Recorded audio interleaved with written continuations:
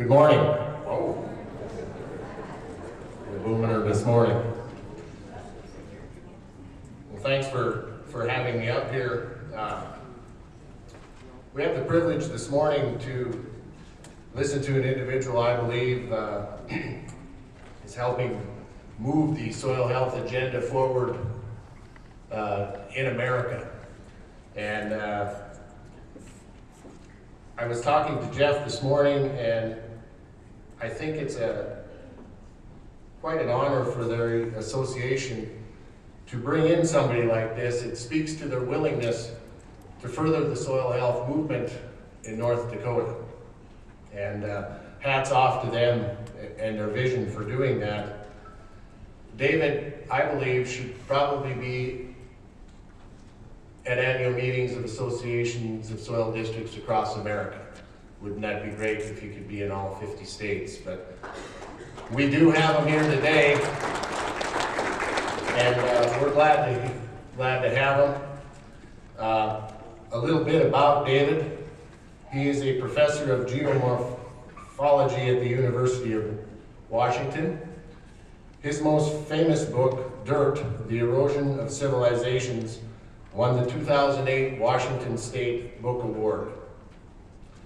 David's most recent book, and one that I'm currently reading at a snail's pace, but that's only because it's not a good read, it's just that I got a lot of things going.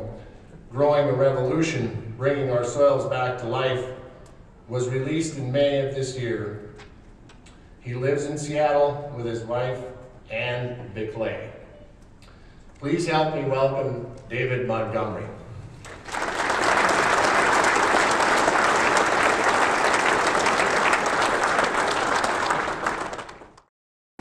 Daryl, thank you, and thank you all for the invitation to come and address you today. It's a real pleasure for me, in part because this last book, Growing a Revolution, the one up on the far right-hand corner there, is one that the last time I was in Bismarck, I was actively researching and learning from farmers. I'm a geologist by training, and a geomorphologist is that kind of geologist that studies landscape evolution. 100 years ago, I might have been known as a topographer or a physical geographer. But we got a fancier name somewhere in the 20th century, and so I'm a geomorphologist. And if you'd asked me when I was in graduate school, whether a couple decades later I would be standing in front of people talking about not just one book that I'd written about soil, but 3 books that I'd written about soil, I would have called you crazy, because there's no way that that was in my career plan.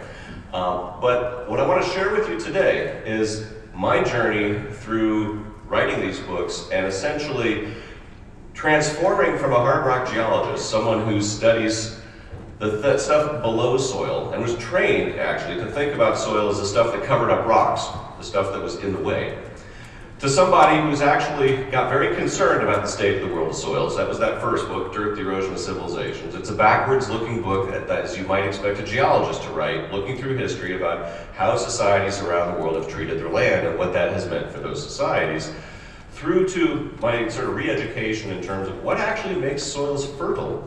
And I'll tell you that story from The Hidden Half of Nature that Ann and I wrote together. And this most recent book, Growing a Revolution, is actually a very optimistic book about our ability to restore fertility to the world's land. And so I'm going to share with you a bit of my journey in learning these things. And I just want to give thanks straight up at the start to all the farmers that I visited who've taught me so much about what actually makes for soil health, the practices that can actually rebuild it, and for helping guide me to a spirit of optimism. When I started out writing that Dirt book, I was thinking along the lines of this map that's behind me now on the screens. That's the UN's global map of soil degradation. And as you can see, there's an awful lot of orange and red land on that map. If you look at the state of the world's soils today globally, it's not a pretty picture. If you look back through history, as I did in writing the Dirt book, you can help explain why it's not a pretty picture. But I also want to, before I get into some sort of the bad news at the start, where I will probably depress you for a few minutes, I'll try and then bring you back at the end of the talk. But I want to stress that in all those red zones on this global map, you can go find farms where farmers are rebuilding soil fertility at an astounding pace, a pace that I would not have believed when I was in graduate school. So the map appears painting with a very broad brush, but that broad brush is actually really important. Because over the time since the Second World War, we've managed as a global enterprise to degrade some 430 million hectares of arable land and take it out of agricultural production. That's an area about the size of China and India combined, 1/3 of the world's cropland. That's actually quite an achievement, and it's not by any stretch of the imagination one that could be sustained over any time frame that a geologist would consider pertinent.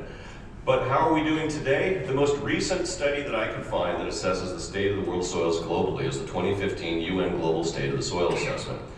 And in that document, they argued that we as in humanity are losing at 0.3% of our global food production capacity each and every year to soil erosion and degradation.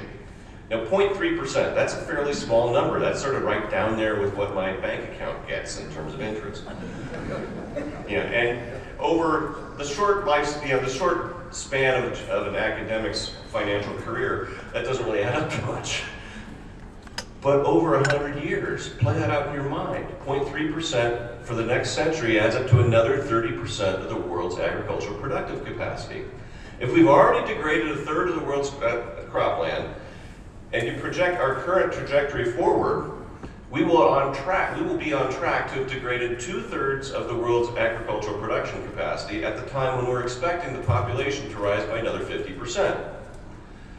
These are not good trends. And this is why it was so difficult for me to write that last chapter of the Dirt book, because the first 2 versions of it were really depressing. I had to rewrite it a 3rd time to get to a point where I was comfortable putting my name on it and feeling good about it. I'm really happy to report that after going through the 10 years of subsequent work, I'm much more of an optimist that we can turn this problem around. But first, let me set the stage a little bit more in terms of the role of soil erosion in human histories. I obviously recommend the Dirt book to anyone who's interested in the archaeology and the data and the studies behind all this. But the bottom line is this. Soil erosion played actually a pretty major role in the demise of many ancient civilizations around the world. You can cite Bronze Age Europe or Neolithic Europe. You could actually even go back to the early uplands of Mesopotamia, classical Greece, Rome, the southern United States, Central America. I go through Easter Island, China, I go through all the examples in the Dirt book. And what made it so interesting to me as a geologist was that the explanation that you find in most environmental history textbooks behind the soil degradation that helped to undermine ancient societies is deforestation. That's sort of the one-word explanation that always comes up. And what I found in researching this book is that it wasn't the axe that actually was to blame for the erosion that undermined ancient civilizations. It was something far more surprising to me, and it was the plow. It was agricultural practices that degraded land around the world, that took out the soil in places like Syria and Libya, for which their descendants are paying so dearly still today. And what was it about the invention of the plow that helped to undermine societies over the long run? It was that it changed the balance between soil production and soil erosion. If you go out to a native grassland or a native forest, you don't find much bare earth. Well, what does a plow do? It inverts the soil. That's what makes it such great weed control. It's basically resetting the stage. But that also leaves the land vulnerable to erosion by wind or rain, and can dramatically increase the pace of soil erosion to such a degree that a geologist would find it to be actually quite alarming. I'm going to pick up my own home state of Washington for a few minutes, and I'll start with this photograph of a winter wheat field in the Palouse region. So it's eastern Washington, the dry side of the state, where they traditionally would practice a sort of a wheat fallow rotation. And you don't see much wheat in this field. What you see are all those little channels, those little rills, things that you could erase with a single pass of the plow, but that move soil, and they move it downhill quite regularly. And a geologist looking at this photograph just sees soil bleeding off the landscape. But how does it really add up over time? This photograph by Vern Kaiser from 1961, also from the Palouse, really helps illustrate that problem. It's a photograph of essentially a cliff along the margins of a field. The only thing that's happened in that field is that it was annually plowed and in a winter wheat fallow rotation. That fence in the upper left-hand corner is the fence that the farmer built around their water cistern in 1911 when they first broke ground on this particular piece of land. And that orange bar across the top, that's the land surface in 1911. The one on the bottom is 1961. And there's actually something in this figure that can give you a bit of a sense of scale. And I'm gonna, well, if it doesn't project very well, I can see it on my screen. That cliff is about 5 feet tall. There's actually a stadia rod that's kind of blurred out on the negative. But that cliff is 5 feet tall. 5 feet of erosion in 50 years, that's about a foot in a decade. That's an average of about an inch of topsoil loss every year off of this field. And by some estimates, the Palouse, there's this incredible agricultural land in eastern Washington, has already lost half of its topsoil. Similar kind of estimates made for Iowa. To this crowd, that's probably not totally news. To a lot of people, they get really quite shocked by that. And you should be sitting there though thinking, well, that's kind of an extreme example, Dave, isn't it? And of course it is. I'm a professor. I want to use extreme examples. It gets people to pay attention. It kind of makes my point. But I also want to try and give you some other examples to try and illustrate that this is not a unique example, and this is actually a fairly important and regional problem, not just a horrendous problem on one particular farm in eastern Washington. This shows you the magnitude of historical soil erosion in the Piedmont region of the American Southeast. An area stretching from Virginia up there in the upper right down to Alabama in the lower left. That gray noodle is the hill country, the Piedmont country. So it's not the coastal plains, it's not the high Appalachians. And this is data that was put together fairly painstakingly by geologists in the 60s and 70s and 80s. And it shows you the magnitude of post-colonial soil erosion. So erosion from about the last 200 years. Primarily from tillage. And you'll notice there's a lot of gray on that map. And there's a little black. That gray is a loss of 4 to 10 inches of topsoil. The black is a loss of more than 10 inches. Well, how big a deal is that here? How much topsoil was there in this region to begin with? If you go back and consult the original journals of settlers who first plowed this land and broke it up for tobacco and cotton, there was 6 to 12 inches of rich black earth when they first cleared the forest. So if we could erode off a third to almost all of the topsoil across a region that was once one of the original bread baskets of the American colonies, think what the Greeks could have done with a 1,000-year run at southern Greece. Think what the Romans could have done with an 800-year run at central Italy. It starts to put into perspective the idea that areas like Syria and Libya today, where you can find ancient Roman ruins where the foundation stands feet above the surrounding bare bedrock terrain, and Roman tax records document really big wheat yields for those years that are actually keeping central Italy fed. It starts to put into perspective the idea that societies could literally plow themselves out of productivity given enough time. In perspective is not the crazy idea of some geologists, but something that we might want to actually look at, think about, and try and take the lessons away from now that we have an integrated global society where the agricultural production of different regions are all tied together. Well, what does this look like in terms of what happened to the soil in the Southeast? I got approached by a TV show called Nova that about a year and a half ago, where the producer called me up and basically said, Dave, we've got this problem. We have this 3-part series of the geological history of North America. We're in final production, and we've come down to realize that we forgot about the soil. We don't have anything about the soil. What could you do in 3 minutes or less that would actually tell the history of soil in North America? And after sort of my initial sort of like shock about, well, what do? I decided, well, let's go to a tobacco plantation in North Carolina, and let's put out a white tablecloth, because this makes for good television, and let's go into the forest, and let's dig up some soil, and let's take it back, put it on the tablecloth, and then let's go out into the tobacco field, dig up some soil. It's the same geology, same climate, same everything, just different vegetation, different management practices. Let's put those 2 soils together and see what they look like. And this is what came out of it. One of those has a lot of organic matter, probably about 5 to 8%, has a lot of organic matter you can see in it, and the other basically looks like crusty beach sand.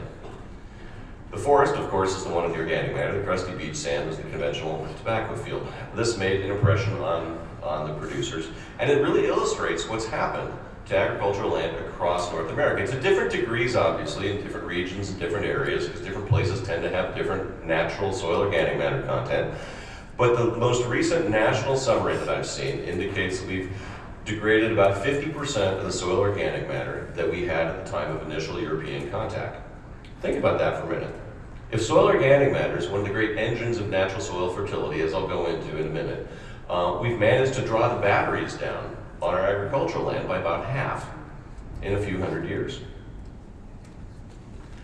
When researching dirt, I wanted to basically try and convince myself whether the numbers and the stories that I was looking at, that I've just been going through, really added up to something that could be fast enough to explain the patterns that we've seen through history. So I did something that actually has gotten very difficult to try and convince college students to do anymore, and that is quite simply I went to the library. And I dug up all the data that I could find on how fast do soils erode, how fast do soils build, how fast does nature make soils, how fast can different land management practices erode soils.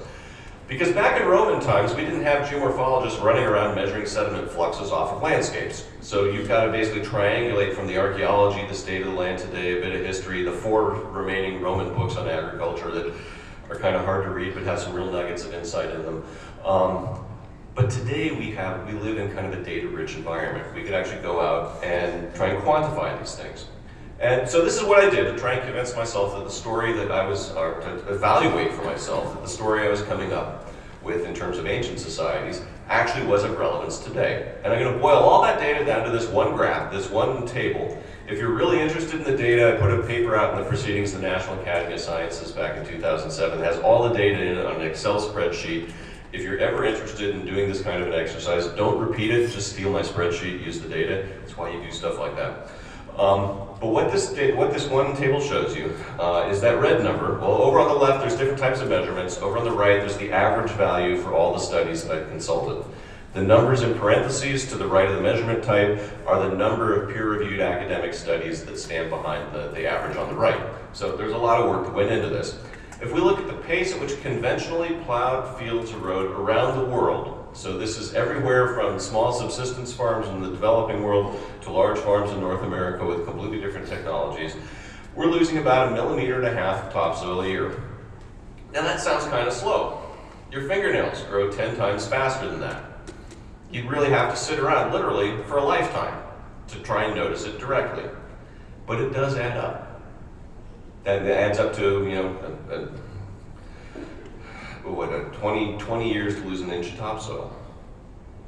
If you look at those blue numbers at the bottom, the erosion rates under native vegetation, the rates that soils are produced by nature, or long-term geological erosion rates, which should roughly average long-term rates of soil production, those are all in the realm of a percent or 2 or 3 of a millimeter a year, an order of magnitude or 2 below current rates of agricultural soil loss averaged through the thick fuzzy glasses of a geologist averaged around the world. That's the bad news. The good news is in that top blue number, erosion rates under no-till vegetation, no-till farming practices, excuse me, that is about in the range of natural rates of soil erosion. In other words, the good news is that the problem isn't that we farm, it's how we've been farming. It's been our long-term reliance on the plow that has created long-term problems in terms of soil degradation and soil erosion. The bad news is that the kind of practices viewed globally that could curtail soil erosion are still considered alternatives to conventional practices. But you can take the numbers that I've just given you, and you can play out on the back of your napkin if you want to do the math along with me. You can actually calculate the longevity of human civilizations, but based on how they've treated their land. Because that net loss of about 1 millimeter a year of topsoil, which is conservative given the numbers that I showed you, there was about 1.5 millimeters a year difference as a global average, that would predict that you could lose a 0.5 meter to 1 meter thick, a 1 to 3 foot thick topsoil in about 500 to 1,000 years. And if you go around the world and look at the archaeological record, that's approximately the lifespan of most major civilizations, with some really big exceptions that kind of support the generality. And those exceptions, of course, are the big civilizations, the hydraulic civilizations that developed along big river floodplains, like the Nile in Egypt, the Tigris and Euphrates in Mesopotamia, the Indus and the Brahmaputra in India, the lowland rivers of China in Asia. And you don't have to look very far but you have to look upstream to find places that have been impoverished by widespread soil degradation. Syria in the headwaters of Mesopotamia, Somalia and Ethiopia in the headwaters of the Nile, the Himalaya in the headwaters of the rivers in India, and eastern Tibet in the headwaters of the major Chinese rivers. These are all areas where their topsoil loss has helped to subsidize the long-term stability of agricultural civilizations in the lowland river floodplains and deltas of the rivers of the systems where people have managed to maintain tillage-based agriculture for thousands of years. In other words, this long-term problem of soil degradation is a real problem because we cannot all live and farm in deltas and estuaries and floodplains. We need to figure out how to farm in a sustainable manner in terms of soil loss across much of the world's landscape. And this motivated me to start thinking, is soil restoration possible? Could we actually reverse that historical pattern and problem? And I'm delighted to tell you that yes, I think not only is it solvable, I've met people who have actively done it and who have done it in a time frame that I consider astoundingly fast as a geologist. How did I start learning about that though? Well, actually it was from my wife in our yard. She's a biologist, I'm a geologist. What does it take to actually make fertile soil? The merits of geology and biology. So maybe it's not crazy that we would have written a book like this. But when I was putting the finishing touches on that dirt book, I was literally sitting at the dining room table looking out at the garden that Anne was trying to build in North Seattle where we live.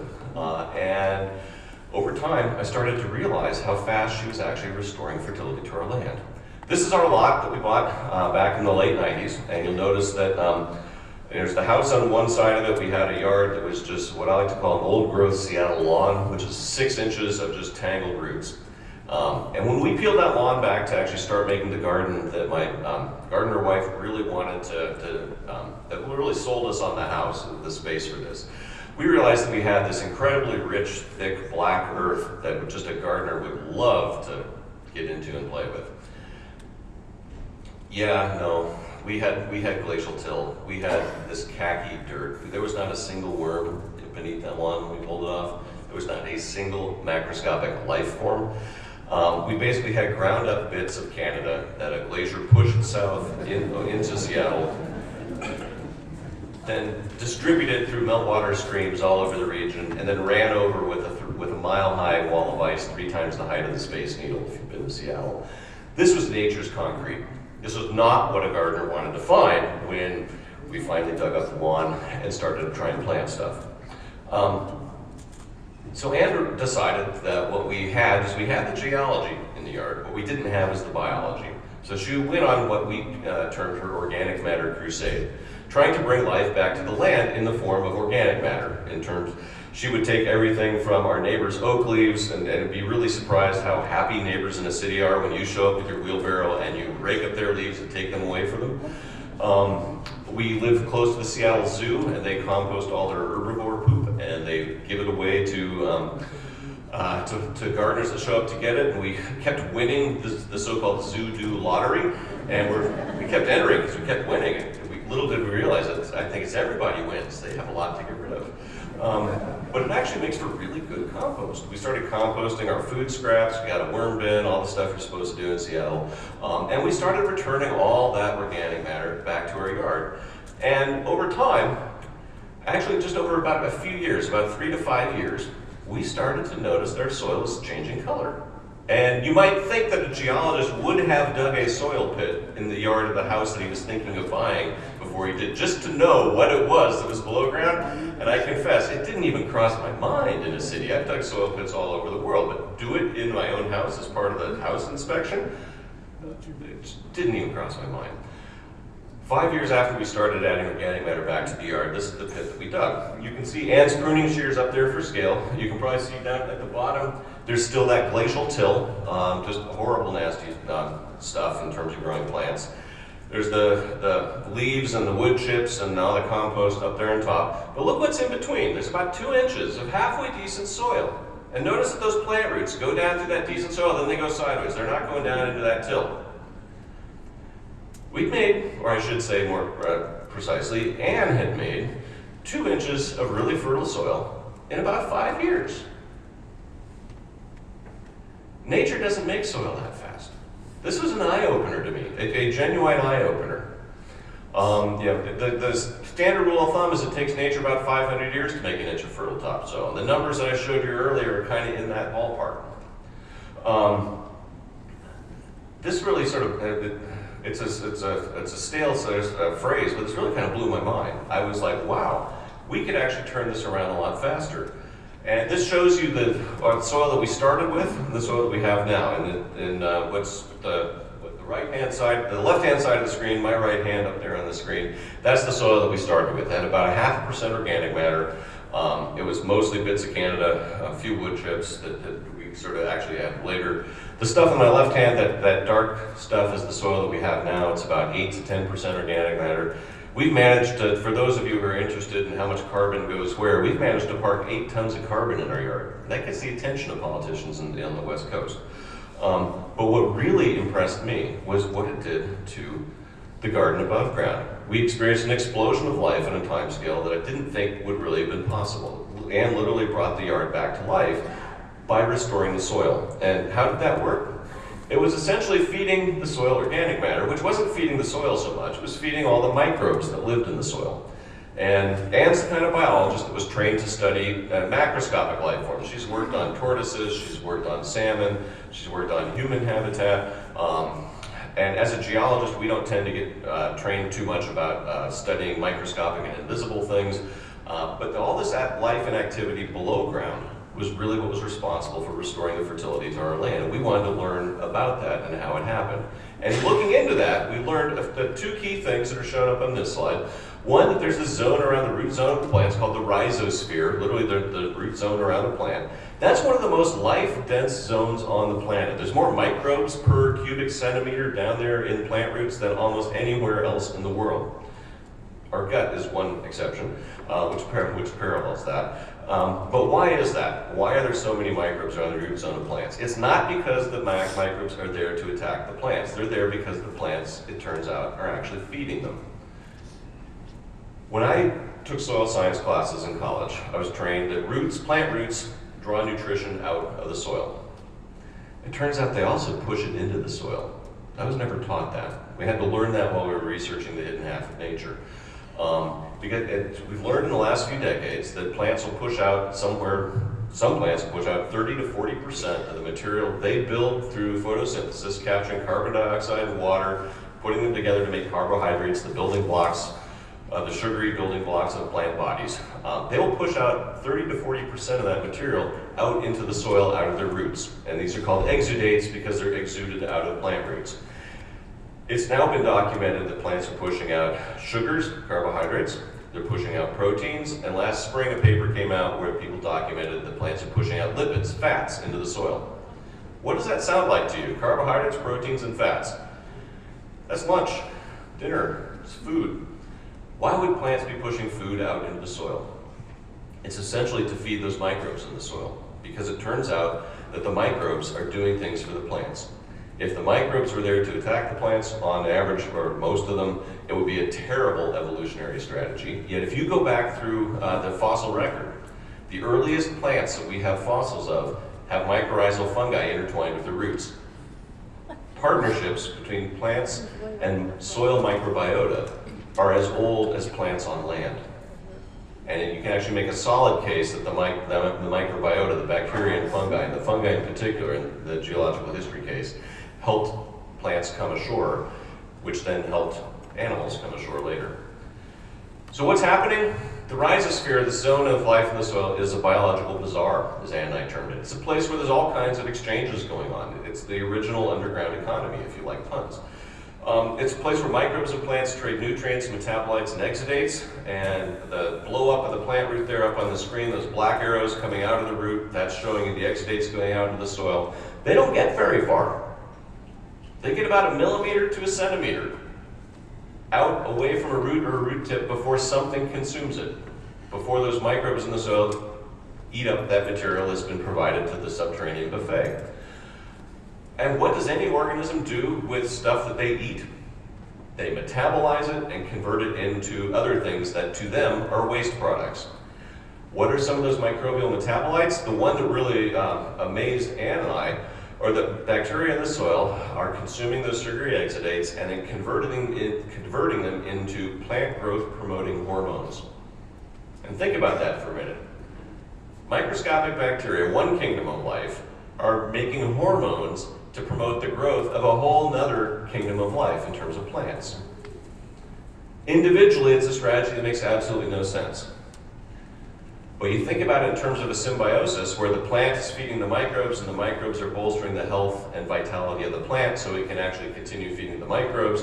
If you think about that, the same sort of parallel of the way that a city or a town or a village functions, where not everybody has to be the baker. Someone grows the wheat, somebody actually makes the bread.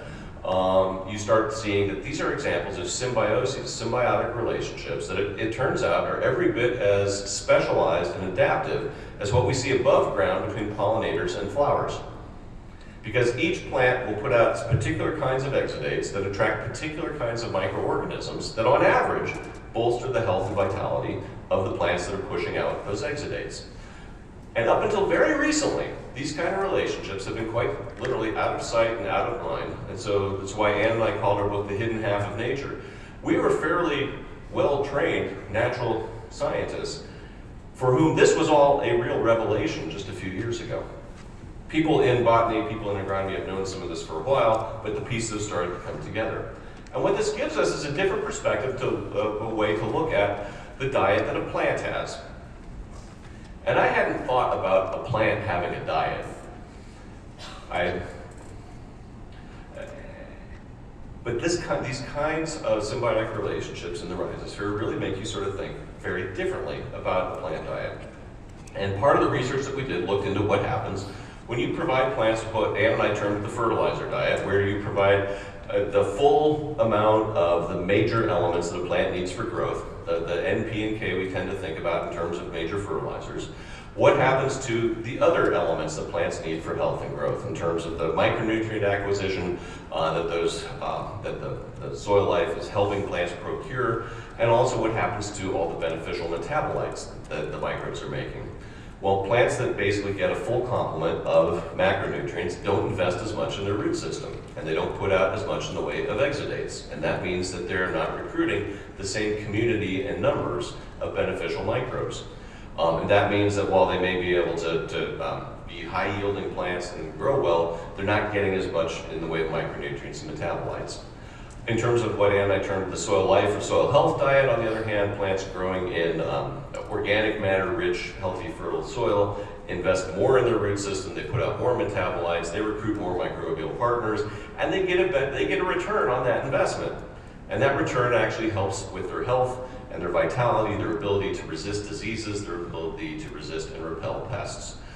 It's a different way of thinking about a soil diet. And notice that on the soil health diet, there's still an arrow for an N, P, and K. I'm not talking about the difference between organic and conventional agriculture, and I'll get back to that in a bit. I'm talking about the difference between growing plants in a healthy, fertile soil and a soil in which the organic matter has been depleted by long-term reliance on the plow and overuse of chemical fertilizers. And I wanted to explore the question of whether or not the kinds of radical change in terms of soil fertility that we saw in our own yard could be done on farms around the world, on large scale and small scale farms, on commercial farms. And how would a geologist go about doing that?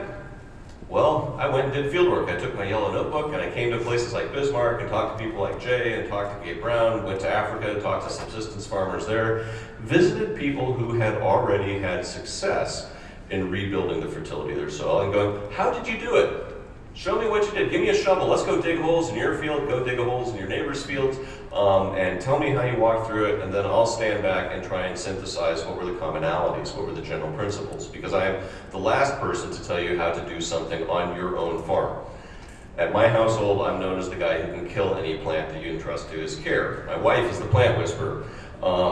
But I can take notes, I can listen, and I know something about rocks and something about the soil, and I owe a great debt to all the farmers I visited who taught me a lot about their practices in terms of bringing their farms back to life, their soil back to life, and it turns out returning profitability to their farms.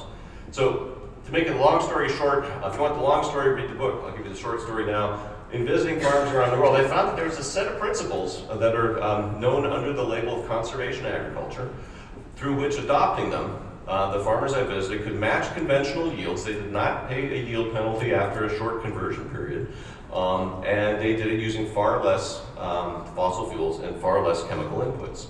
Those three principles boil down to these things. Minimal disturbance of the soil. No till or minimum till, or like in a home garden like ours, no rototilling, no digging. Essentially, don't disrupt the soil life. Let it do its job. Maintain a permanent ground cover. That means cover crops. That means also it's wise to include legumes in rotation. You all know this. And also adopting diverse crop rotations, not just growing one or two crops in the same ground over and over. Adopting these three practices that follow or adhere to these three principles were the recipe behind all the farmers that I visited who had very successfully restored fertility to their land.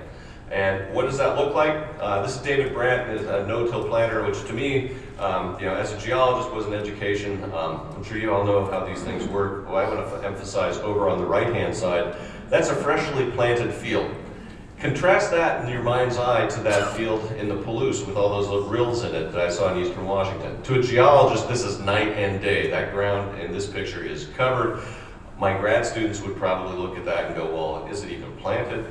And I went down and actually dug in the little trenches and found the seeds, confirmed myself, yes, this was a planted field. It's a whole different way of looking at the soil and treating the soil that can radically cut down on erosion. And if one puts a crop roller, a roller crimper like the one that Jeff Moyer from the Rodale Institute is modeling in front of here, on the front of one of those no-till planters, you can quite literally mow down a cover crop and plant the next crop with a single pass of a tractor, and that saves on diesel. So the idea of planting cover crops and going no-till, there's different ways to do it, right? There's different kinds of implements that one can do. There's no sort of set way that one has to implement these three principles. In fact, one of the key things I found is that farmers around the world were devising different ways to adapt these ideas to their own farm, to their own region, to their own crops, to their own climate, but that those principles translated across the whole spectrum. This shows you Dwayne Beck, outstanding in one of his fields of Dakota Lakes research farms. He was one of the first persons I went to visit. Why? I talked at a World Conservation Agriculture Congress, met him at it, invited me out to his farm, and when I started working on this book, I was like, I gotta go talk to that guy, because he had basically presented examples where at their farm they had demonstrated methods that through adopting this trilogy, this suite of practices of no-till, cover crops, and complex rotations, they'd reduce their use of diesel, fertilizer, and pesticide by more than half. And, it depends on which example they used that they had been able to exactly how much they've been able to reduce it by. But the thing that really caught my attention is they had greatly reduced their input costs, and their yields hadn't suffered. Their yields actually went up from their traditional practices to once they adopted a complex rotation. They got a modest yield bump. And to me, this was like a real revelation in the sense of, oh, maybe this story isn't so much one about the economy versus the environment, feeding the world versus starving with organic. There may be a whole different way of thinking about the future of agriculture here, where restoring soil fertility allows us to grow more while using less and spending less. And when I left Dwayne's farm, I basically was asking him, could these ideas that you've shown me work at scale on big farms in the Dakotas? Could they work for small subsistence farms in Africa? And he basically said, don't ask me. I'm not a small subsistence farmer in Africa. Go ask Kofi Boa, this gentleman here, who runs the Center for No-Till Research in near Kumasi, Ghana.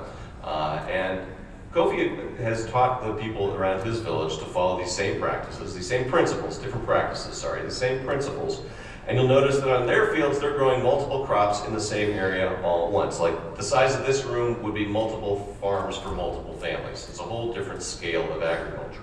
And they're able to do hand-worked agriculture, have multiple crops growing in a field at the same time. So they get the diversity all at once rather than in the sequence of a crop rotation. But what's happened is essentially by taking his his farmers from their traditional slash and burn kind of methods, which if you apply it to the same piece of land over and over, you degrade your organic matter. They've gotten their organic matter down to below 1%, which in the tropics is bad news. By adopting no-till and cover crops, and then this diversity of crops within their fields, they were able to cut their soil erosion, which had been plaguing them, by a factor of about 20. They basically solved the erosion problem. But look what happened to their yields. They tripled their corn yields and they doubled their cowpea yields. And they did it with no inputs. This was a change in practices, a change in the way they treated their soil. And they got a yield boost that is comparable to what the Green Revolution did in bringing fertilizers and agrochemicals to the developing world. This really got my attention. I also visited a gentleman named David Brandt at the Brandt family farm near in Carroll, Ohio. And he's somebody who considers himself a rancher in a way, but he's a micro rancher. He's a conventional corn and soybean farmer. That's what he sells, but that's not all he grows. He grows cover crop mixes that are like 10 to 12 different cover crops. He's showing off one of his daikon radishes there in the photograph, and you can see all the mycorrhizal fungi, those white threads in the soil sample in his hand. And he was quite impressed with what I told him someone in Seattle would pay for one of those daikon radishes at a farmer's market. But he doesn't want to ship them to Seattle. He grows them to feed his microbes, to feed his fungi, and to feed his bacteria. And if you sample those rotting radishes in his fields, you find a lot of nitrogen and phosphorus in them that they've taken out of the subsoil, gotten into the subsoil, and when he kills his cover crop, that stuff rots and then is the fertilizer that feeds his next crop. And you'll also notice that his cover crop field there is pretty green. And you can probably, with this projector, you can notice that his neighbor's field across the way is kind of yellow. The soybeans over there are, they're not doing quite as well. The green stuff in the field across the way, those are all glyphosate-resistant weeds. Up to about a quarter of his neighbor's fields are basically covered in mare's tail that they can't get rid of. This is a direct hit on their yields. So when I asked David to compare, to run me through the basic economics of his operation versus the county average, this is what he came up with. They use full tillage, 200 pounds of nitrogen an acre, and 2.5 quarts of Roundup per acre as the county average. And in 2015, the year I was visiting him, the total cost penciled out about $500 an acre. Their county average yield was about 100 bushels an acre, and at $4 a bushel, they were losing $100 an acre.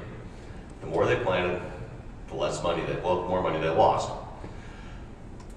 David's farm, which has been no-tilled for 44 years and has incredible soil. He's taken this soil from less than 0.5% back up to between 5 and 8%. It's the kind of change that Ann did to our yard, he's done to his yard, or his farm.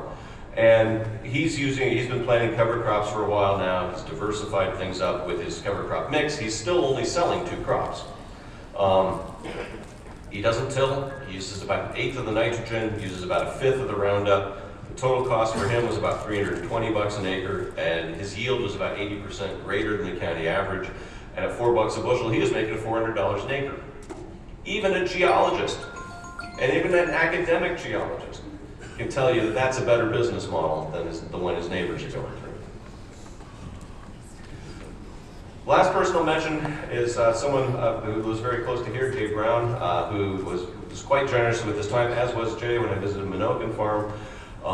It basically changed my mind about livestock, because part of my PhD thesis was in the California hills just north of Marin County. And I looked at the gully formation and was able to document quite solidly that the big gullies that are just north of San Francisco, if anyone's gone up and hiked in the Marin headlands if you're in San Francisco, all the valley bottoms have gullies that are trenched down 30 to 50 feet, cut all the way through the valley bottom sediments down to bedrock. I was able to nail that happened between 1880 and 1900, and it was due to dairy overgrazing at the end of the 19th century. Rock solid case. That put in my mind the idea that cows cause erosion. Cows are bad.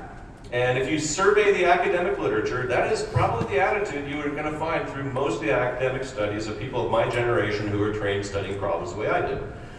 When I visited Gabe's farm, he completely changed my mind because he's basically been using his cattle as a tool of soil restoration. trying to bring life and fertility back to his land and restore his native prairie, but also restoring the soil. And I came to realize as a result of visiting him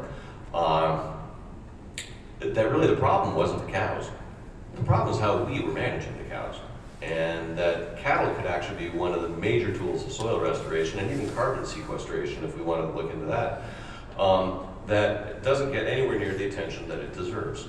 What's he doing? He's been bringing cattle onto some of his cropland to graze off his cover crops and graze off the residue of his commercial crops, and he brings chickens in to graze off the bugs that are in the cow patties and the flies.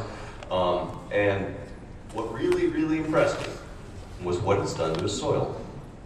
These are Gabe's hands. One of his hands, he has the soil from his sort of market garden that's received sort of the most attention on his farm. So it's some of his best soil. The other hand has the soil from his neighbor's organic farm. Gabe's farm is the dark stuff. The organic stuff, his neighbor's organic farm is the lighter stuff. Gabe's not a organic farmer. I don't think he'd like to be called one. But I started teasing him that he was an organic-ish farmer. And David Brandt was an organic-ish farmer because they had been able to so reduce their use of agrochemicals and inputs that they were hardly using them anymore, if at all, in some years. And what this had done to their soil in terms of rebuilding the organic matter and their fertility and their ability to grow yields comparable to their conventional neighbors with a whole different suite of inputs really impressed me. And I think that Gabe's soil in this case really speaks for itself. So my job was to really, after visiting these folks, to stand back and go, well, what is the recipe? And it turns out it's already out there. It's basically the principles of conservation agriculture. Ditch the plow, cover up, and grow diversity. These three things together are a recipe for building soil health. And why is that? Think back to that biological bazaar in the soil. This suite of practices feeds the beneficial biota in the soil. It helps to cultivate the beneficial life forms that can outcompete the detrimental ones and that can actually build fertility and support productivity. These principles, I think, are translatable pretty much around the world. It's a different philosophy, a way to view farming. And when you think about the dominant philosophy that's underpinned conventional agriculture for the last 100 years, it's the exact opposite of each of these 3 points. It's intensive tillage with intensive agrochemical use and growing 1 or 2 crops. Adopting these principles will require creativity and ingenuity on the part of farmers around the world to figure out how to do these kind of things in terms of operationalizing practices for their farms and their regions. But I think that's the one thing that 20th century agriculture really shortchanged the world on, is that we did not take full advantage of the ingenuity and creativity of the world's farmers because they were operating under a philosophy that limited that. What are some of the benefits of conservation agriculture? From what I gathered in visiting these folks, comparable or even increased yields, reduced fossil fuel, fertilizer, and pesticide use. That combination translated into higher farmer profits, which is partly what turned me into an optimist on this subject, because if it pencils out in the short run, I think more and more people will be adopting it because it really kind of works. And it also can greatly increase the soil carbon content. All those color changes of the soils that I saw going from khaki to black, that's putting carbon in the ground. It also translates into greater moisture retention, which can translate into crop resilience to droughts. And it also translates, using less fertilizer translates into less off-site pollution. These are all things that are a net benefit. And I just want to emphasize here near the end that this is not really a question of organic versus conventional farming. And when you deal with the mainstream media in the US, they almost always go to that kind of debate in those kind of corners. But I really want to emphasize that what I'm talking about and what these farmers have been doing is really trying to build an understanding of how to use soil ecology to build soil health, to sustain, if not increase, crop yields using less inputs. It's a different way of looking at it, because these 3 principles can actually help both organic farms and conventional farms. And if you want to see some farms that have some really degraded soil, you can go to some of the really big organic operations in California that plow their soil on a regular basis, or you can go to, enough said. The last thing I'll say about that is that if you think back to that dirt book, it was not agrochemical farming that took down the Roman Empire. It was organic farming. So what do I think we need to do? I think we need to really rethink the basic philosophy and ideas behind agriculture, and that can actually lead us to what I'd like to think of as the next agricultural revolution. And so if you'll indulge me for the last couple minutes here, what have we done so far in terms of agricultural revolutions? We've gone through 4 by my count, and academics will argue bitterly for a long time about how many agricultural revolutions there have been. I'm a geologist, so I really don't care if I have the number quite right. I like to use 4 so far. The first was the idea of agriculture in the first place. That was a radical idea. Cultivation and tillage literally set the stage for the growth and development of civilizations. It set humanity off on a completely different and new trajectory. But that reliance on the plow in society after society held within it the long-term seeds for the decline of land. The second agricultural revolution that I recognized was the recognition of, we actually have to take care of our land through soil husbandry, planting legumes along with our crops, rotating crops. So these things can help build tilth and fertility on our lands. And these kind of ideas were discovered independently by societies around the world. And if you read the 17th century English literature on soil husbandry, it's actually fascinating how some of the ideas we're talking about today are actually quite engagingly debated and argued about back in the 17th century. The idea of cover crops and crop rotations are not new ideas. The idea of combining it with not tilling is. And this is my favorite quote from Leonardo da Vinci. We know more about the movement of celestial bodies than the soil underfoot. How many other areas of science can you extract a quote from 500 years ago and have it be as accurate today as it was then? The third agricultural revolution is mechanization and industrialization that transformed agriculture in the developing world in the 19th and 20th centuries. And if you look at what happened to that, it greatly expanded our ability to feed people around the world, and it helped spur the industrialization and modernization of economies. The fourth agricultural revolution, I like to combine the green revolution and the ongoing biotechnology revolution into a single framework. And there's no doubt that greatly increased crop yields, particularly the green revolution part of it. And it's helped humanity keep pace with our growing numbers. And I'm not here to either critique or endorse any of the previous revolutions. What I want to emphasize is that I think we could be on the cusp of what could be a fifth agricultural revolution, and that one would involve not so much technologies. We can keep using technologies, of course, but it would change how we think about the soil, how we treat the land. And if we start to filter our assessment of agricultural practices through the lens of soil health, I think we can actually both yield, harvest greatly improved ability to feed humanity over the long run, but also reduce the environmental footprint of farming, and at the same time, increase the profitability of farming. So I view soil health as really the future of agriculture. It's a opinion that I've come through this series of researching and writing the 3 books.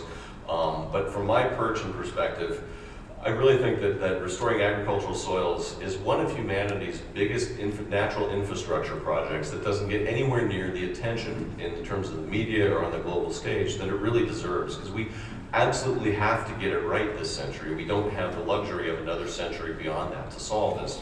Just remember those numbers I showed you at the start of the talk. But what can restoring agricultural soils help with? Well, I think it can really help restore farm profitability across rural America and across a lot of areas around the world. It can help us feed the world. I don't think that we have to choose between soil health and feeding the world. It can also help with climate change in the sense that we can sequester an awful lot of carbon in the world's soils, and I think it would actually be a really good idea to pay farmers to do that. Of course, the numbers of the amount of carbon we can put back in the world's agricultural soils, people argue bitterly, and you can find estimates that are all over the map. I'll spare you the details of that kind of argument today. But it would also help with problems of environmental degradation. If we look at the future of biodiversity on this planet, what happens on farms is going to be coupled to the future of biodiversity at a global scale, because the agricultural world covers about 1/4 to 1/3 of the world's continents. So rebuilding soil health, prioritizing soil health can help with all of these problems. And I'll leave you there. I wrote this all down. It's much more eloquent in writing because you have an editor and you can pick and choose your words. But obviously, as an author, I'm going to recommend people read the books. I do have copies of these 3 along with me today if anyone wants to pick me up. And if not, That's fine. I'm sure the library probably has them too. And I'd be happy to engage. If we have time, I'd be happy to take a few questions. And if we don't, I'd be happy to take questions out and about all day today. Thank you.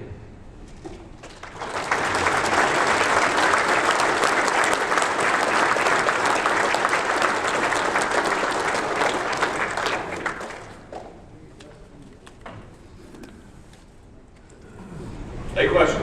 Yeah, when you started out in your yard by the house there, it was just really sterile soil. And then you added all this weird organic matter, all this and all this.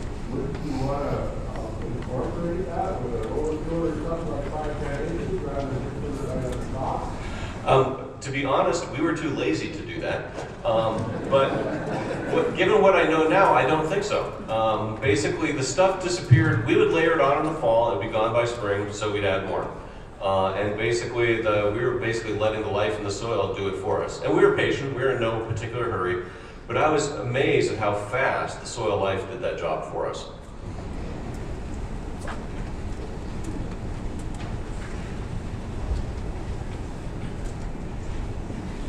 Yes?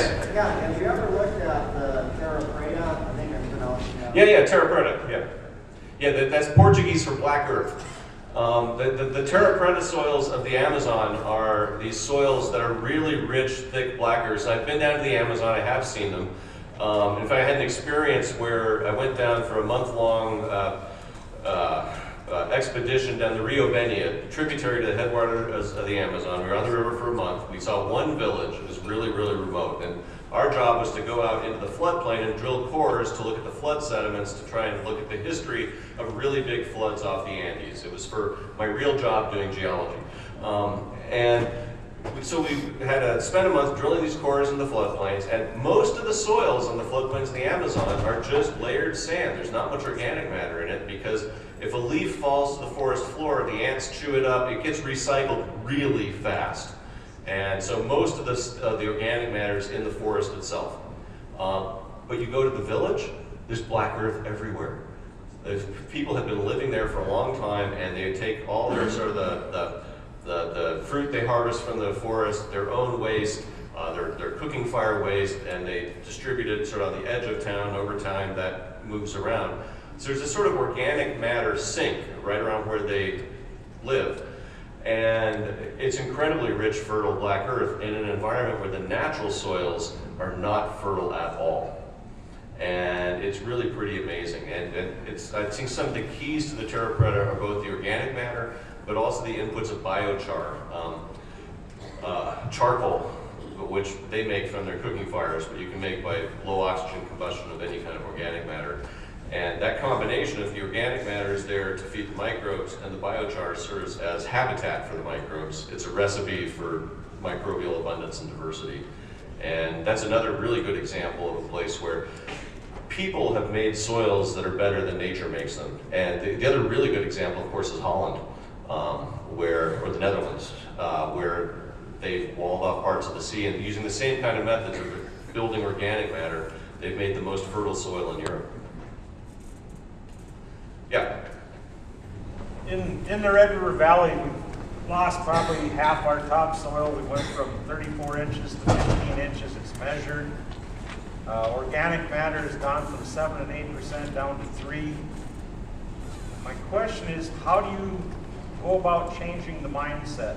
We've got all this good information that we can throw out there, but information does not change perceived reality. In that, if it doesn't fit with my model, to heck with it. Yeah. That's the question I wish I had a really nice, crisp, and insightful answer for. My take on that is I write books and I talk to anybody in the press who will listen, which is what I can do. But the thing that turned me into an optimist on this was the alignment of the way economics are starting to line up to favor these practices. Because if you play that out over a generation, people are going to notice. And I was very impressed. The sort of recipe that I tried to offer in the last chapter of Growing Revolution was demonstration farms, from what I could tell, had huge impacts in the areas where they had been established, and had demonstrated the value of this full suite of practices to not just building soil fertility, but to the economics of doing so. And so the sort of the farmer-to-farmer contact and is obviously a really good way to do it. But demonstration, I would love to see conservation districts around the country each have a full-scale soil health demonstration farm, because I think that's the way to really do it, to educate people about by showing them that these aren't abstract principles. These are things that can be done and adapted to different regions.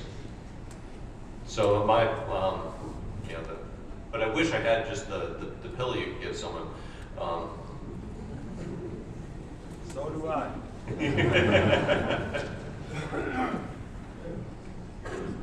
Okay, great. I'd be happy to take other questions during the day. I'll have books somewhere when we get that together.